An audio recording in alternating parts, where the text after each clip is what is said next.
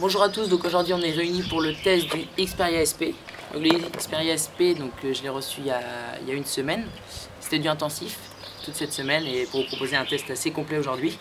Le Xperia SP, qu'est-ce que c'est? Déjà c'est un bon mélange entre le Xperia P et le Xperia S de l'année dernière. Donc le Xperia P et le Xperia S, c'est la gamme LXT de 2012. Donc je les ai ici, on va pouvoir bien les comparer à ce terminal là. Mais grosse nouveauté avec ce SP, donc c'est un moyenne gamme qui va être compatible 4G.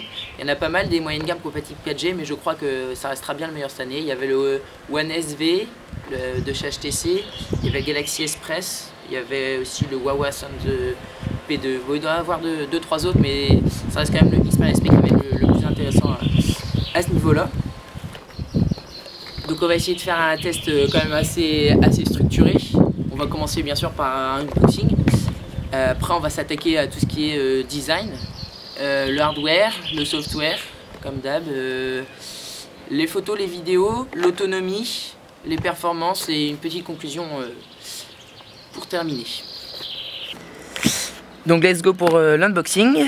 Alors bon, déjà faut savoir, la boîte quand même elle est assez moche hein. On dirait du carton à palette, là je sais pas trop ce que c'est, mais bon.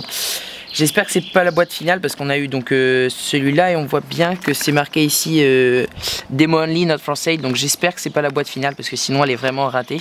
En plus elle est pas très pratique, donc il y a le Xperia SP ici. Donc là on voit bien le carton est vraiment moche.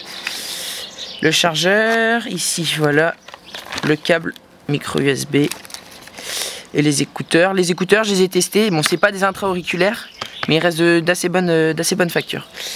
Bon, il y a de la dock, sinon je pense que c'est à peu près fini. C'est fini, oui.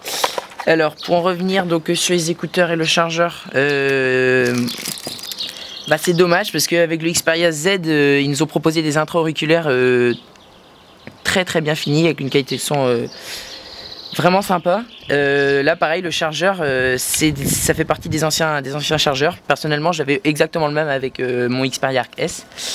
Bon, c'est dommage qu'ils nous proposent du matériel de qualité seulement avec le flagship. Après je sais pas si c'est ce qui équipera le terminal qui sera en vente, mais ça en a tout l'air. Bon, ça charge quand même hein. Les écouteurs on peut quand même écouter, mais bon c'est un peu dommage. Et on a bien sûr le Xperia SP ici, donc on va faire un tour de l'appareil. Donc déjà il faut savoir que il est en plastique hein. il est pas en verre comme le Xperia Z. Donc alors sur les tranches, donc ça reste de l'alu, par contre il est super bien fini au niveau des tranches avec cet alu là. Donc un jack 3.5 mm ici. Là on a les boutons volume, le bouton c'est, oui ça doit être le même, en plus petit bien entendu. Oui voilà, c'est le bouton on off, donc il a un peu plus... Ouais non, c'est à peu près la même chose. Voilà, ici les vis, le bouton appareil photo, ça on en reparlera tout à l'heure. Sur la tranche inférieure, rien. Ici, on en reparlera aussi tout à l'heure, une barre en plexiglas. Le micro, ici. Sur ce côté-là, une vis toujours. Le chargeur, la prise micro USB. Au dos, on a le flash, le micro de l'arrière. L'enceinte et le capteur, voilà, c'est un capteur de 8 mégapixels. À l'avant on a juste une grille ici, alors que sur l'Xperia Z on pouvait en retrouver deux, une ici, là on en a juste ici, et la caméra frontale, voilà. Sinon qu'est-ce qu'on peut dire? Que la batterie, contrairement au Xperia Z, c'est pas amovible, mais on peut accéder au capot. Hop là, voilà. Mes ongles ils sont bouffés et rebouffés, donc si j'arriverai. Déjà on a un plastique quand même, c'est soft touch, il est assez souple. Ça me rappelle le Galaxy S3 avec un plastique super souple. Donc voilà. Donc là voilà, dessous on a accès à la micro SIM et à la micro SD. Et ça me rappelle complètement le Xperia S. Le Xperia S c'était exactement la même chose. Hop. Avec un plastique par contre un petit peu moins rigide. Je vais éviter de le casser parce que c'est pas le mien. Alors est-ce que je vais réussir? Ah, il est vraiment bien collé hein, j'ai l'impression. Enfin bref. Donc voilà, on a l'impression que c'est une batterie amovible, mais en fait non, pas du tout amovible.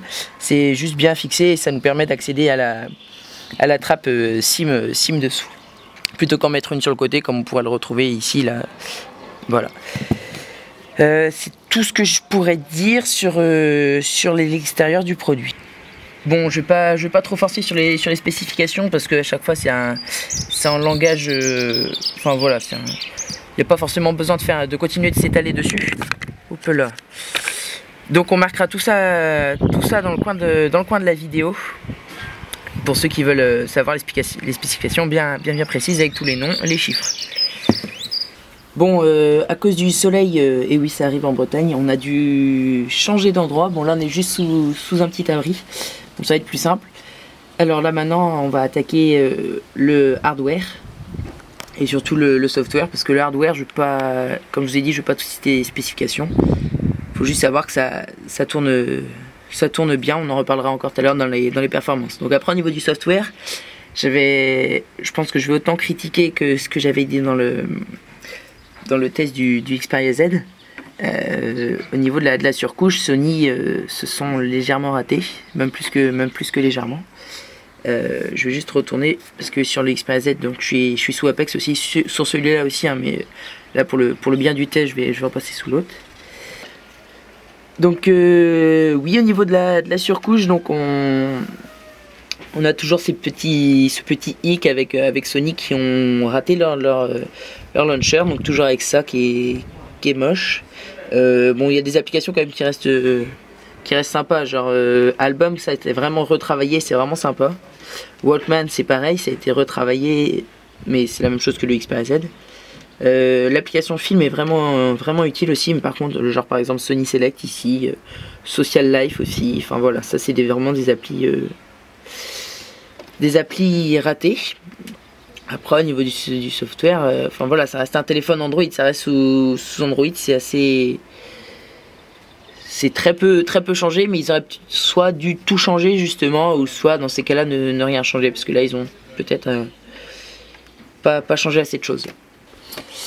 Bon, après si on les compare avec celui, le S et le P, donc qui sont à la base du SP, déjà il faut savoir que j'ai pas fait la mise à jour de Jelly Bean sur chacun des deux téléphones. PC Compagnon ne la propose pas et j'ai pas eu le temps de flasher cette mise à jour. Donc là on est encore sous 4.0, donc c'est pas vraiment comparable, même si le launcher reste sensiblement la même chose. Mais le trieur, le drawer était plus beau sous 4.0. Là par exemple on a ici, voilà, on va enlever ça. Si on compare les deux, là ici, voilà, rien que le petit effet de carré gris là qui les garde, celui-là est assez moche. Bon, ça reste la même chose, mais bon, voilà, ça c'est une erreur qu'ils devront retravailler. Après, au niveau des boutons, donc là on est passé sur une barre de navigation complètement tactile. Ici du coup avec par exemple les accès rapides à Google Now. Sur le Xperia P, on avait une barre, toujours cette petite barre en plexiglas. Et donc celle-ci, donc c'était aussi les boutons de navigation, alors que sur le Xperia S ici, les boutons c'était juste au-dessus de la barre en plexi. Voilà, c'était ici. Alors maintenant on va attaquer la partie photo et vidéo.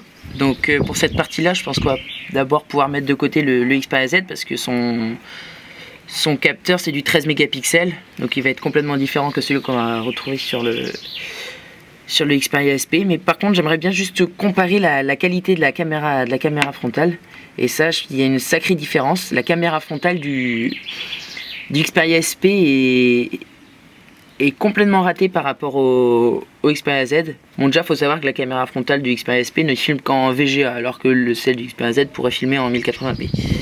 Et les photos sont beaucoup plus ternes sur celle du SP. Bref, on va mettre ça de côté maintenant.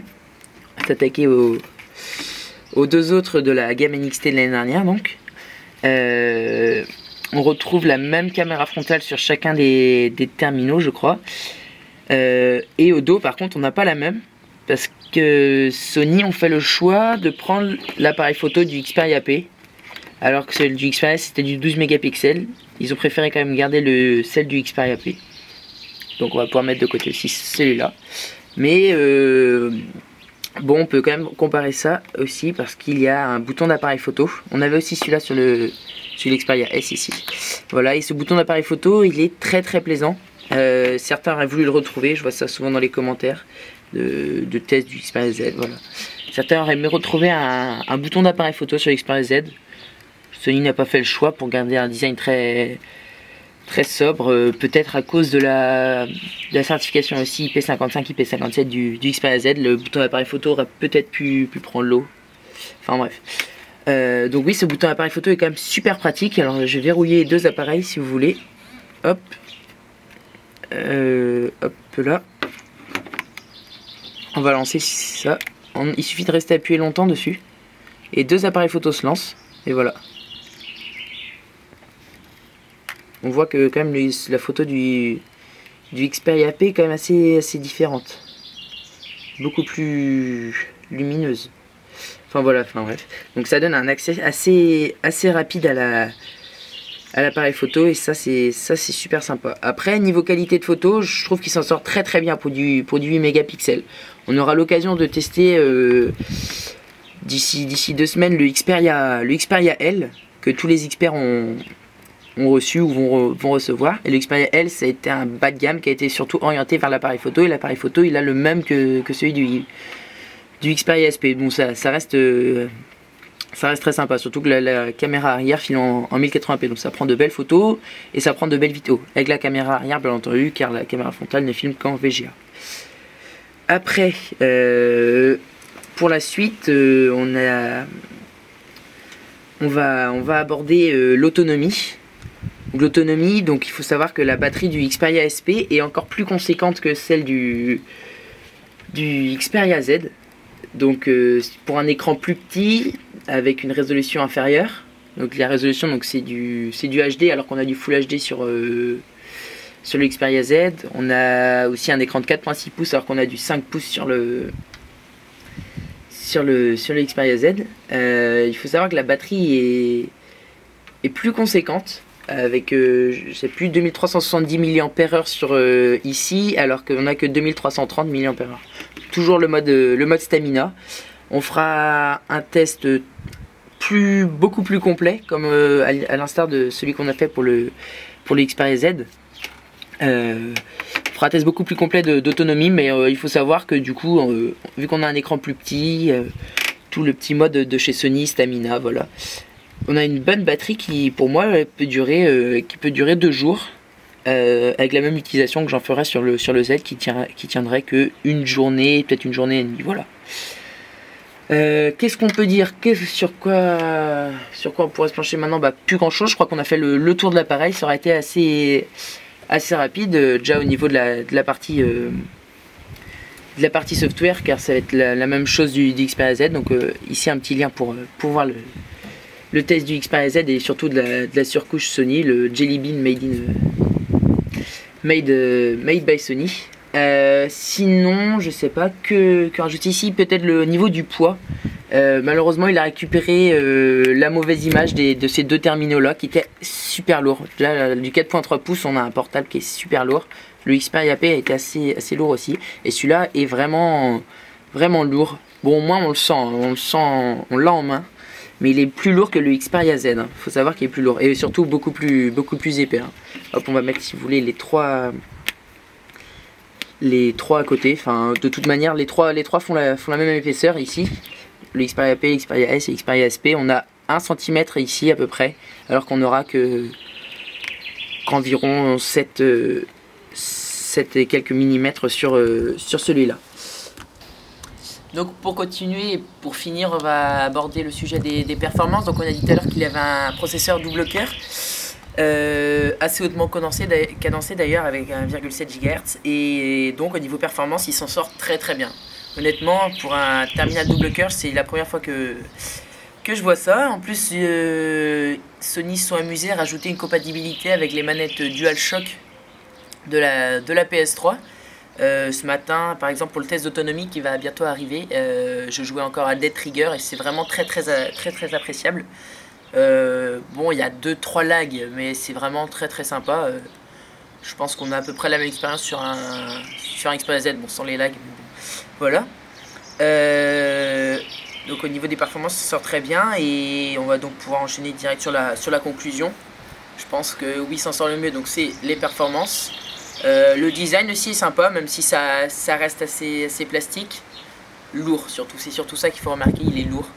Bon, c'est pas très grave, au moins on le sent en main, ça on peut pas lui reprocher. Sony ont été, on pourrait dire d'un côté original de mettre ça sur un téléphone, de mettre la barre en plexiglas qui sert de barre de notification. On en parlera d'ailleurs dans une prochaine expérience. Bon, ça on pourrait dire d'un côté que c'est original, mais d'un autre côté non, parce qu'ils ont tout simplement recyclé celle des deux anciens terminaux, en l'occurrence le P et le S. Donc il a manié parfaitement les qualités des deux anciens terminaux en récupérant la barre de notification. Bon, sinon il a deux trois nouveautés assez sympathiques. Comment on pourrait finir? Je pense qu'on peut aborder surtout le fait qu'il n'est pas très cher pour une compatibilité 4G. Ça permet de rentrer dans la 4G de chez Sony, sinon c'était le Xperia Z, pas le choix.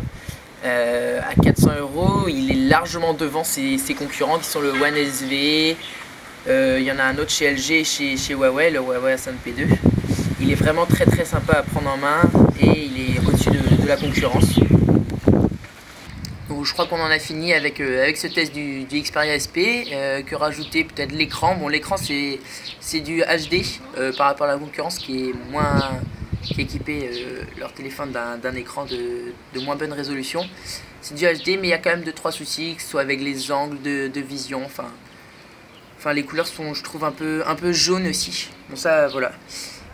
Sinon, il faut savoir que tout ce que j'ai dit sur ce téléphone, on va le retrouver sur notre blog sur F1 Android.